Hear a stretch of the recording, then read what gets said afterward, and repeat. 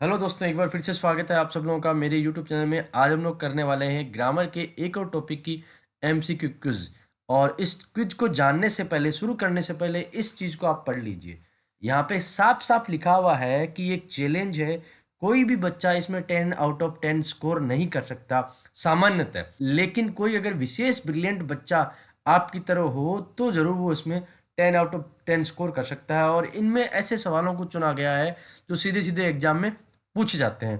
तो इस शानदार वीडियो के करते हैं हम लोग दोस्तों शुरुआत। इस वीडियो को स्टार्ट करने से पहले मैं आपको एक बात बता दूं कि इस वीडियो में आपको पहले आंसर्स बताए जाएंगे, उसके बाद में सेंटेंस पढ़ा जाएगा और बताया जाएगा कि इसका आंसर क्यों है।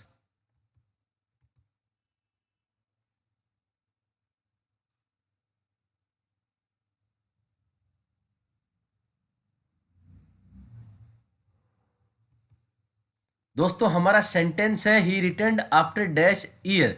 आपके ऑप्शंस थे ए, एन और द।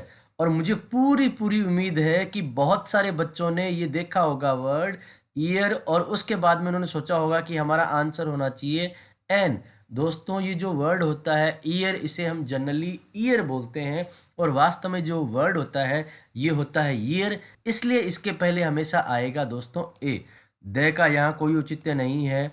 ठीक है, तो दोस्तों यहाँ आंसर हो गया है ए।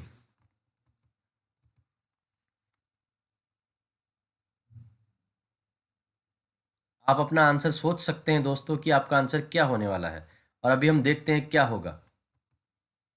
दोस्तों इसका आंसर है एन। देखिए सेंटेंस हमारा ये है, ounce is enough to purchase it. अब इसके पहले ए आएगा, एन आएगा, द आएगा।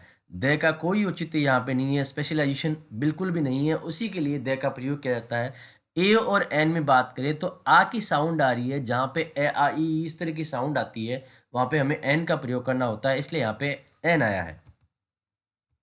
अगला सेंटेंस आपके सामने है, आपको सोचना है, उसके बाद में हम लोग आंसर बताएंगे और डिस्कस करेंगे।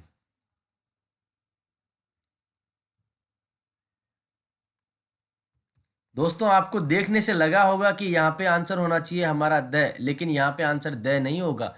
कालिदास जो है, कालिदास को यहाँ पे प्रॉपर नाउन जो था उसको कॉमन नाउन नहीं बनाया गया है। यहाँ पे ये बताया गया है कि वह एक कालिदास है, इसका मतलब उसके अंदर कालिदास की क्वालिटीज है, इसलिए यहाँ पे इसको द का प्रयोग नहीं करेंगे। और ए और एन में से एक वर्ड आएगा तो एन बिल्कुल आ नहीं सकता, तो आंसर होगा हमारा ए।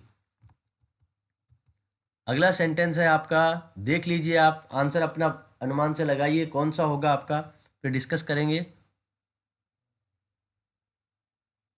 दोस्तों इसका आंसर है एन। देखिए यहाँ पे आसानी से आप देख सकते हैं अनटाइडी लिखा हुआ है, सी इज डैश अनटाइडी गर्ल। ए की साउंड आ रही है तो यहाँ पे आंसर आ जाएगा आपका एन।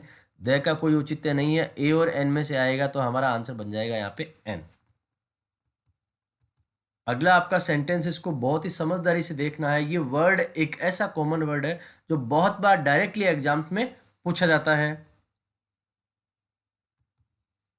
देखिए यहाँ पे क्या लिखा हो गया, as dash heir to the king he got millions of dollars. Option है ए एंड द का कोई मतलब नहीं है, ए और एन में से एक वर्ड आएगा। इस वर्ड को जब पढ़ते हैं तो एच यहाँ पे है, एच हमारा साइलेंट रहेगा और ये वर्ड जो रहेगा वो ए रहेगा।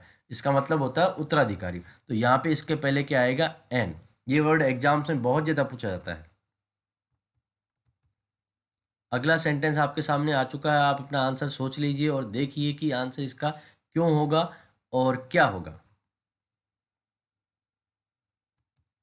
दोस्तों हमारा जो आंसर है यहाँ पे हो गया है ए। हमारा सेंटेंस है to be dash eunuch is not a curse. ठीक है, यहाँ पे ये वर्ड है यूनक, इसमें यू की साउंड आ रही है तो हमारा आंसर आएगा ए। और एन और द का कोई मतलब नहीं है दोस्तों। अगला सेंटेंस आपके सामने है, इसमें आपको सोचना है कि इन तीनों में से कौन सा करेक्ट आंसर आपका होने वाला है। दोस्तों आपका करेक्ट आंसर है ए। देखिए the song was a eulogy to the joys of travelling. अब यूलोजी का मतलब होता है प्रशंसा गीत। ठीक है, यहाँ पे साउंड आ रही है ये की, तो ये की साउंड आएगी तो ए आएगा, एन बिल्कुल नहीं आएगा। द का तो कोई उचित यहाँ पे बनता ही नहीं है।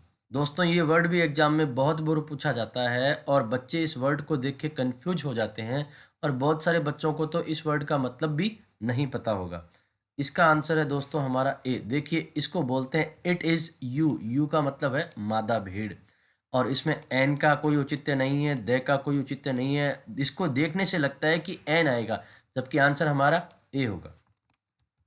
अगला सेंटेंस है आपके सामने, ऑप्शंस आपके वही हैं तीन, ए एन द, और आपका करेक्ट आंसर होने वाला है वो आपको देखना है कि दोस्तों क्या होगा। दोस्तों इसका आंसर होगा एन।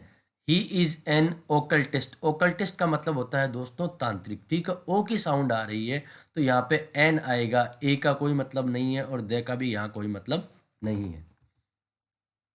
अगला सेंटेंस आपके सामने आ गया है, आपको ए एन दे में से चुनना है और आप चुन लीजिए कि आपका आंसर क्या होने वाला है।